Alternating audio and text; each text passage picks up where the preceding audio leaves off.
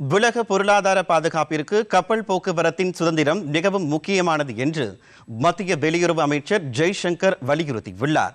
பிரான்சில் நடைபெற்ற G7 நாடுகளின் வெளியுறவு அமைச்சர்களின் கூட்டத்தில் அவர் இதனை வலியுறுத்தினார்.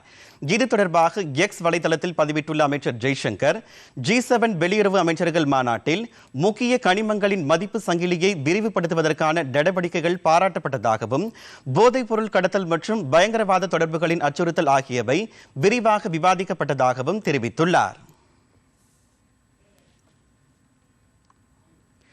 முன்னதாக அமைச்சர் ஜெய்சங்கர் அமெரிக்க வெளியுறவு அமைச்சர் மார்க் ரூபியோவை சந்தித்து பேச்சுவார்த்தை நடத்தினார்.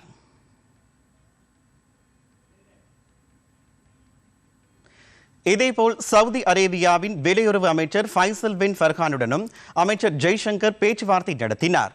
மேற்காசிய நிலவரம் குறித்து ஃபர்கான் தெரிவித்த மதிப்பீடு குறித்து அமைச்சர் ஜெய்சங்கர் பாராட்டு தெரிவித்தார்.